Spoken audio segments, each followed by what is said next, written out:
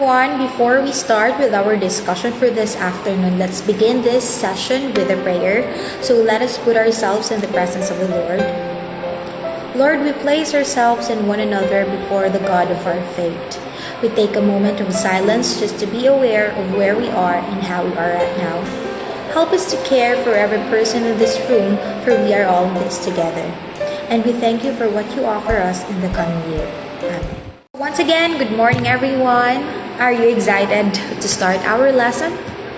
You have to be excited. Okay, so our lesson will begin with a question. I will be asking you a question. It's basically a very easy one. You already know this. So let's start. So this is the question. What is a sentence? Yes, Miss Kitalig. Okay, that's a very detailed description of what sentence is. Any other hand? Let's have Mr. Domingo. Okay. Yes. Very well. Okay. So basically, we understand sentence as a group of words which contains a subject and a predicate, and it expresses a complete thought. So probably the subject could be a noun or a pronoun, and the predicate could be a verb and other supporting words to describe what the subject is doing, right? So that's the basic thing that we know about sentence. But if we are going to analyze sentence in a structural perspective, maybe we will be able to realize that sentence is a complex linguistic unit. So another question: is it possible for a single sentence to be written in several different ways? Is it a yes or no? Yes. Yes or no? No. Yes? So let's try to look if your answer is correct with this example that I will be giving. So I have here two sentences. What can you observe with the sentences from the screen? Yes. So basically, these two sentences contains the same exact word, but the meaning is the same, right? So the answer for the question earlier is yes. Sentences can be written, a single sentence can be written in several different ways. It could be two-way, three-way, as long as it does make sense, right? What about this third example? The sworn judge the new citizens. Does it make sense? Or did you understand the sentence? Okay, so what can you, what does it imply when it comes to constructing sentence based on the examples that I have given? What does it tell you about constructing sentences? It basically tells us, or it goes down to an idea that every sentence is a sequence of words, but every sequence of words is not a sentence. Did you understand? Okay. So last question. What aspect of linguistic is responsible for sequencing words into sentence? Yes, Mr. Gatti. Is it morphology? Yes, Mr. Bailon. Yes, very good. It's syntax. So our discussion will revolve around the concept of syntax and how syntax works in language. And another thing, we are going also to study about syntactic categories, which is a very important concept when you are trying to understand the idea of syntax. Before we begin with our lesson proper, I am going to present first the things that you need to arrive or to understand at the end of this discussion. First is you have to know how to identify the classification of words according to its syntactic categories. Second, construct sentence based on syntactic categories of the constituents given in a sentence structure. And lastly, you are going to know how to appreciate the importance of syntax by writing well-formed sentences following the syntactic rules of the language. So these are the objectives of our lesson for this afternoon. I hope everyone will be able to gain or to realize all this after our discussion. Let's begin with defining first what is syntax. May I call in Mr. Gattel to please read us the definition of syntax? Yes. Okay, so syntax comes from the Greek word syntaxis, meaning to arrange together. Syntax is as one of the aspects of linguistic. It sets the rules on how to arrange words in order for us to create meaningful sentence. In short, it tells us the order in which the words will go in a sentence. Did you get me? So basically, remember the word rules in arranging words. Okay. Here is a set of words and I want you to arrange this in a sentence, and let's try to find out how many sentences can this set of words make. Able to construct two ways in which those group of words will be written. So the first one is the cat sat on the mat, the cat sat. As you have observed, although they are different when it comes to their the order of words, still they give us the same meaning.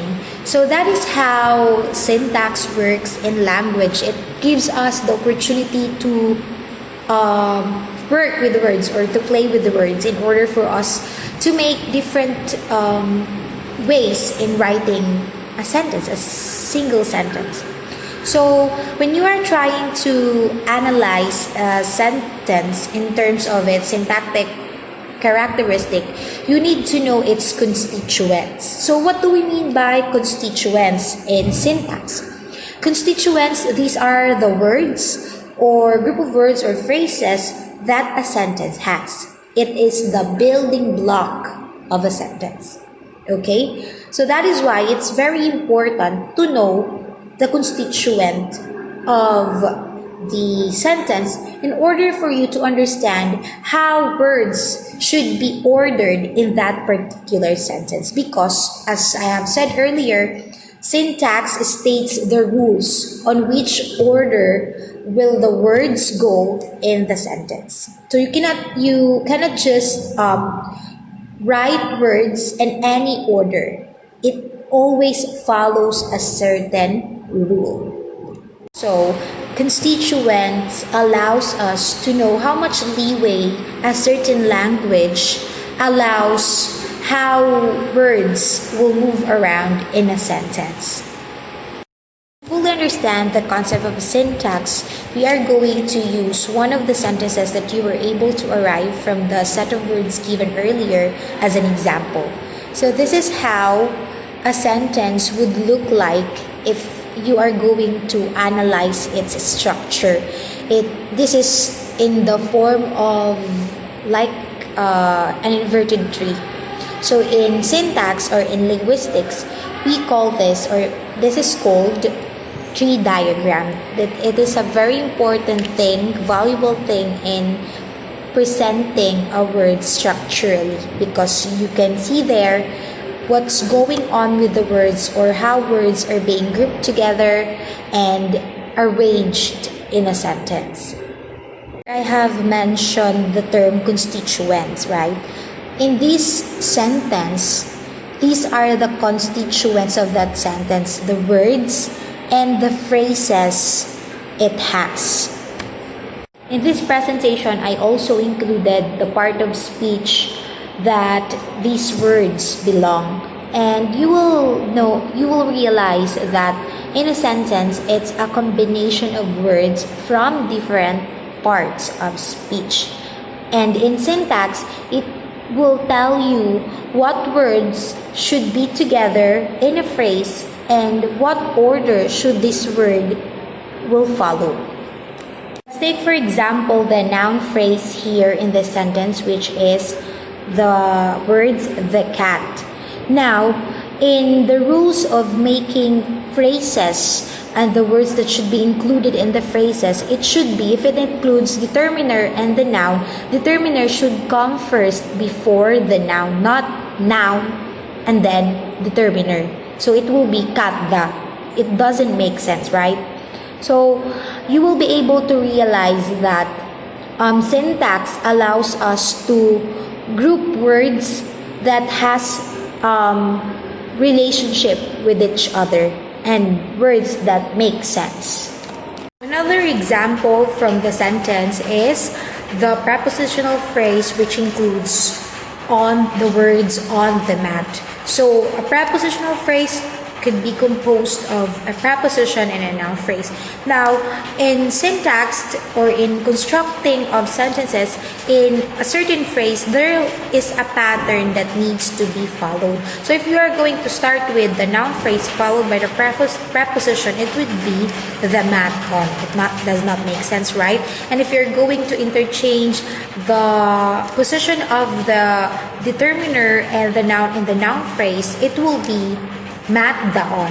So it doesn't make sense. This is how syntax works in language. It tells us or gives us the rules on how to combine words in a sentence and how to combine words into phrases to make up a sentence. This also allows us to construct two sentences with the same exact words, but it would give us different meaning. For example, John saw Mary, Mary saw John. So these are actually two different sentences in terms of meaning, right? Although they contain the same exact words, they are different because of the order of the words. So it is also possible when it comes to syntax. As long as it follows the rules in syntax, then it's acceptable. Another one. He has what his father had. His father has what he had. So, if you're going to analyze those sentences, they still give us different meaning. So, we have to be careful when we are ordering words, since sometimes there are instances that it may actually change the meaning of the sentence. For example, John killed Mary, Mary killed John. So, if it's a scenario wherein you are being asked who killed who, then it would lead to something serious if you are not going to order the words correctly. I think some of you are having this question in mind if syntax is the only basis of knowing the grammaticality of a sentence. So what's your perspective? Do you agree with that idea? Yes or no? Actually, class, when it comes to grammar of the grammaticality of a sentence, it is not only on the basis of syntactic perspective. Kasi sometimes a sentence might be grammatically correct in the perspective of syntax, but grammatically wrong in the perspective of semantics. It may be right for syntax, it may be wrong for semantics, or the other way. So, in that sense, syntax is only part of the grammar of a language. It does not govern all the rules in grammar. Do you have a question? Okay. Understand how syntax works in our language? Okay, very well. Now, earlier I have mentioned about the importance of constituents in a sentence, of knowing the constituents of a sentence. Also, when knowing the constituents of a sentence, we also need to have the knowledge on what classification of words does this particular constituent belongs. Because if we know its classification, then we will be able to know where to put it in a sentence, because words cannot just be distributed in a sentence in whatever way that you want. They have a certain position in a sentence intended for the classification that they are in. Did you understand? So this is what we call syntactic category. These could be set of words or phrases which has or share the same significant number of characteristics. So they can be classified into the same syntactic category. What do you think are the considerations in classifying words? Okay, it could be. Yes. So words are being classified according to 3 criteria. First is the type of meaning it expresses. Second, its form. And the third one is the structure in which it occurs. So we will discuss this one by one as we go on with our discussion. Let's discuss the first criteria of how words are being classified, which is meaning. We are not talking here meaning as what really the word means, but we are talking about the meaning that the word gives in general. Like if it's a word that expresses an action, it describes a certain object or something. So that is what we mean by meaning in classifying words into categories. So this approach will allow you to determine word classes by replacing words in a sentence with words of similar meaning. So in a sentence, if you are going to change a word with the same category, it will not ruin its grammaticality. Although there will be changes in meaning, but when it comes to the structure, it's still the same. Did you understand? For example, the sentences here like the plane crashed into a mountain, the plane crashed into a sandwich. As you can see, the word mountain was replaced with the word sandwich, and they are in the same category, word class, they are nouns. Although the second sentence might sound funny, but if you are going to analyze this one in syntactic perspective, you can say that it is grammatically correct because it follows the order of how word classes should be put together in a sentence. Did you understand? This is how words are being classified according to its meaning. Now let's proceed to the next criterion, which is the form. So we are talking here about the usual pattern in which the word ends a certain syllable. For example, if the word ends with "shon," we basically classify them as noun, like action, condition, contemplation.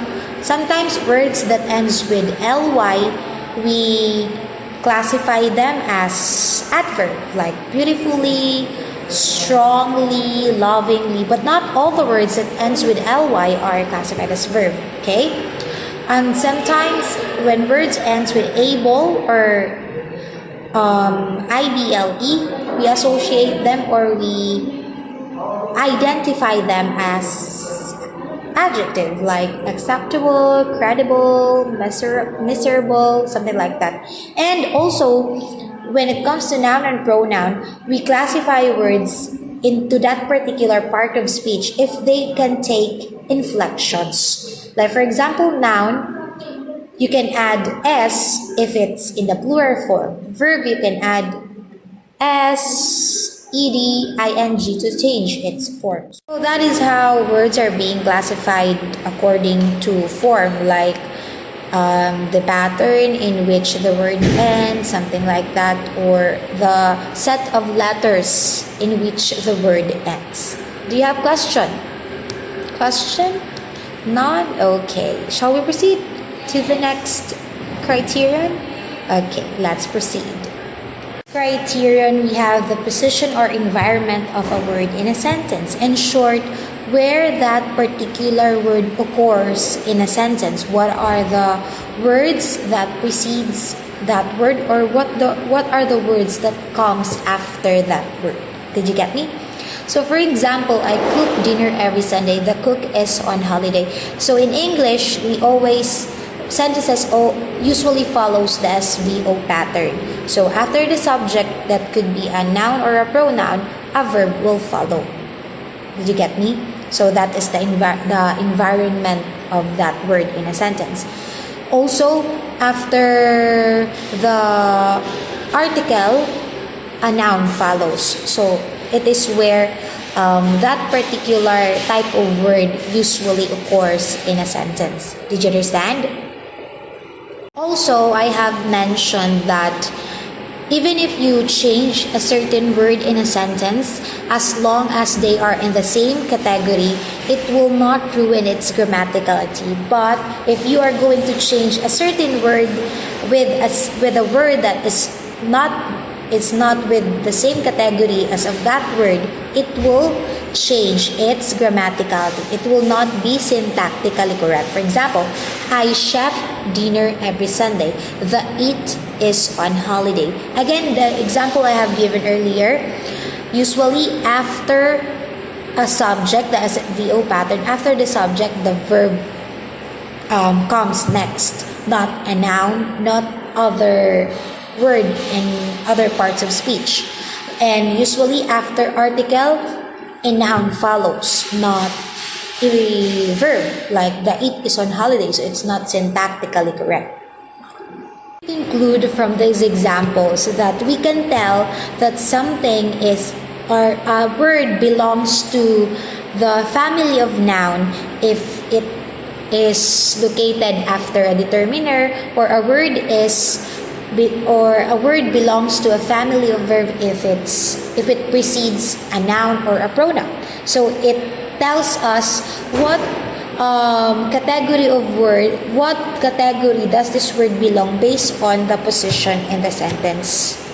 Another thing, there are words that cannot be exclusively classified into a single category only, because there are words that functions differently in a sentence based on its position in a sentence. So let's take a look with the examples here, like the word looks. So it could be a verb, it could be a noun, it could be an adjective, it could be an adverb based on how it is being used in a sentence, because the position of a word in a sentence indicates the manner or the function of that word in that sentence. Like also the word like, the word like can be noun, verb, and adjective. And in this sense, we can conclude that a certain word can be in a certain category one at a time based on how it is being used in a sentence. Question: are we clear with classifying words according to its position or its function in a sentence? Okay. We're done with our discussion on the criteria on how words are being classified into categories. At this time, we are going now to discuss what are the syntactic categories of words. What are their names, okay? Now, let's continue on syntactic category. So, syntactic category are classified into two: word classes or part of speech, and then phrasal category. And then word classes are also classified into two, which is lexical category and functional category. Let's begin with lexical category. For that, we have to remember that all languages, they have their own syntactic category, but not all languages have all the syntactic categories that we have in language. What are lexical word categories? These are words that have meaning, or they contribute to the overall meaning of a certain sentence. These are noun, verb, adjective, because if you are just going to focus on the word itself, it already contains a meaning, right? And it is considered also as open class because it will be added with new words and it's not fixed. Okay? Let's discuss the two parts of speech that belongs to lexical category, which is noun and verb. We are going to discuss its syntactic properties, or where do these words occurs in a sentence, or what basically are the words that comes first before that word, or the word that comes after that word. syntactic properties of the words that belongs to the family of noun is that in a sentence, they should always be located before articles, before demonstrative pronouns, or before numerals like the house, the man, the boy, those kids, 1 apple, 3 apple. So they cannot be located before those kind of words, okay? And also they are usually located after an adjective like enormous window, delicious food. You cannot have it like window enormous, food delicious, because it does not make sense and it does not follow the order of how should noun be located in a sentence. Be followed by a preposition like the book on the table, or it can also be preceded by a preposition on air. Anyone who can give me an example of a noun which is preceded by an adjective in a sentence? Okay, very good, that's it. Now, do you have question with the syntactic properties of the family of nouns? The syntactic properties of the words that belongs to the family of verb. So, the usual position of verb is that they always come after auxiliaries like has come, is walking, are walking. They cannot have it walking is, come has, does like does. So that's it. And sometimes they are preceded by modals, must work, should work, not work, should, and also negation like do not cry, never shouts. You cannot have it shouts never, cry do not, because it will not be syntactically correct because it does not follow the syntactic property of verb.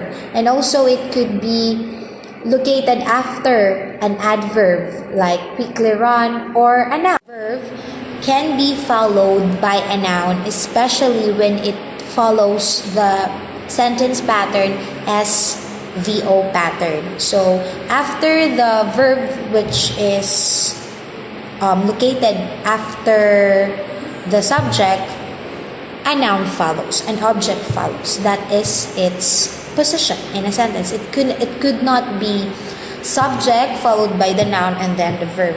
So it will be they John hate. It will not make sense. So it's all about the proper order of a word based on its category.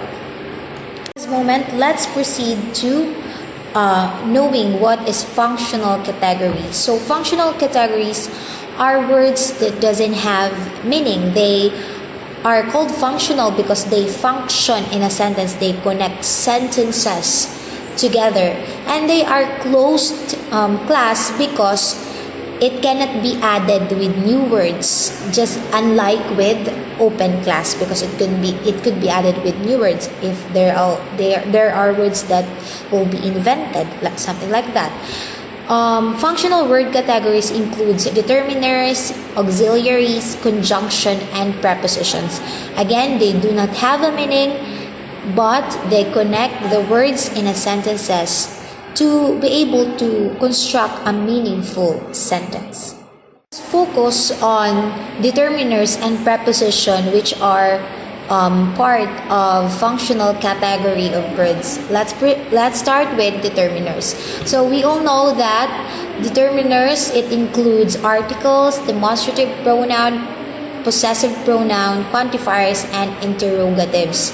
So they usually occur before adjectives and noun, just like what I have said earlier, diba? It could be articles would always come before the noun or an adjective. For example, the beautiful hand. It could not be beautiful the hand because it will not follow the syntactic property of determiners. Like the house, you cannot have it house the, because it will not follow its supposed position in a sentence. Therefore, it will be syntactically incorrect. Did you understand? Okay, let's proceed to the preposition as one of the one type of functional category. Let's go to another word class which is under functional category, and that is preposition.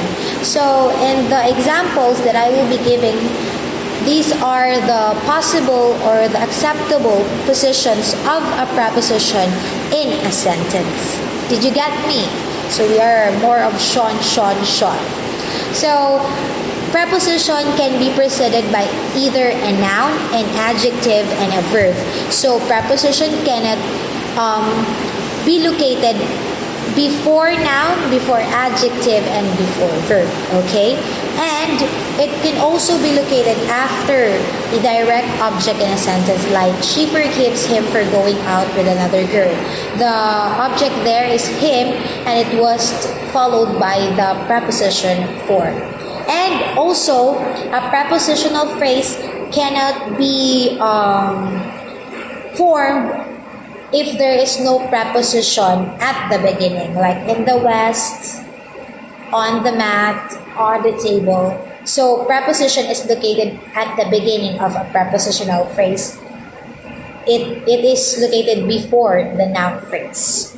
And it can be at the beginning, in the middle, or at the end of the sentence, as long as it follows the position that it should occupy in a sentence. Okay? So that is the syntactic properties of some of the word classes that we have in our language. At this point, we are going to sum up our discussion with a question. What is the importance of knowing the role of syntax in language? Yes, Ms. Sagada. Okay, so very good. Syntax helps us to properly construct sentences. It helps us to be able to arrive with a well-formed sentences. Very good. Any other hand? Yes, Ms. Candilosas. Very well. Syntax skills are very important because it enables us to understand the structure of the language in a systematic and structural way. And it will also be our guide in order for us to know which order or which word should come first, should come next, and how to order it properly in a sentence. Okay, so now we are done with our discussion. Let's proceed to a short assessment. So our assessment is divided into two, which is task 1 and task 2. So your first task is you are going to identify the syntactic categories of the underlined words from the given sentences. So it's just very easy. Second one, you are going to construct sentence based on the syntactic categories that were given for each number. So answer it carefully, and I hope everybody will be able to arrive with the correct answer. That is all for today. Goodbye, everyone.